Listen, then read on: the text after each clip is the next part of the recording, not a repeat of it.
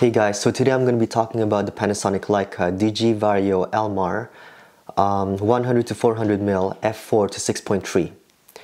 This is a really versatile lens because it is super compact. It only has a length of 7 inches at 100mm, and if you extend it towards 400mm, the length goes all the way out only towards 10 inches. So comparing it to the competition of the full frame, this one is way lighter and way more travel friendly. It's equivalent to 200 to 800 mil on the full frame scale, and it's also well built. So this lens is, I'm pretty sure it's magnesium built, and it also has splash and dust proof. When it comes to the freeze proof, I know personally that it can't handle -5 to -10 degrees because if you shoot it at winter time outside, the autofocus mechanism would start to act up a little bit. Otherwise, the mechanism that they implemented onto it, it gives you 240 frames per second. And if ever Panasonic decides to add phase detect towards the system, they'll be able to exploit on its full potential. Right now, Panasonic does only use depth from defocus, but it's still pretty good. It has a good enough catch rate for the burst shooting. But otherwise, optically, this lens is really good. It's super sharp at 100 to 300 mil. And from 300 mil to 400 mil, it becomes a little bit softer, but it doesn't really hinder the image quality that much. Panasonic did implement 20 elements in 13 groups for this lens. So it gives you one spherical extra low dispersion and one ultra extra low dispersion and two extra low dispersions. So it minimizes the chromatic aberrations and spherical aberrations, and it also makes sure that the colors are going to be really accurate. So the switch layout for this thing, it has 3 switches. You have the autofocus to manual focus at the middle. You have the full to 5 meters for the zoom limiter. This lens is really good also if you're going to be shooting something really close, because you can shoot something with a minimum focusing distance of 4.3 inches and you have a magnification of 0.5. The third one is the optical image stabilization switch. So it's for the on-off button.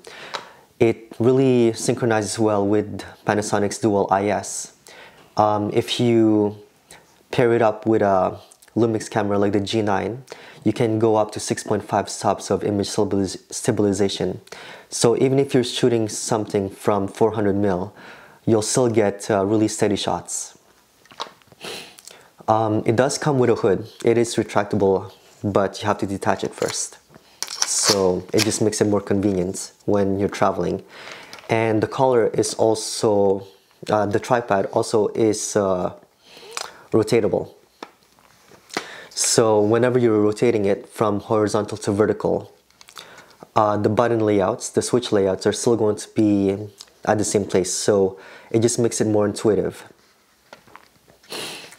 The only thing that I don't like about this lens is the zoom ring, because the zoom ring is a little bit stiff compared to my other zoom lenses. The one that I just recently sold is my 12 to 35 mil. The zoom ring is really smooth, the same as my 35 to 100 mil. So comparing it to this lens, it is really stiff. It also does have a zoom range lock. So if ever you're walking around with this lens, it's not going to make the zoom creep. So it's not a creepy lens at all. Otherwise, the only other thing that they need to work on would be, if they ever make a second version of this, is the focusing ring. it is focused by wire, so it's not that intuitive. Compared to my M Zuiko lenses, I wish it does have that retractable manual focusing. That thing would really help out with the focusing.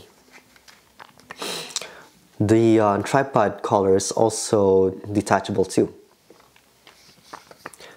As far as the images that you get with this thing, it is really sharp, as I mentioned before.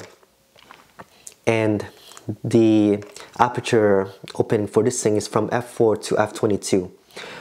At f8 and f9, that's usually where the lens sharpness is at its optimum best. At f11 and onwards, you're going to start seeing a little bit of diffractions.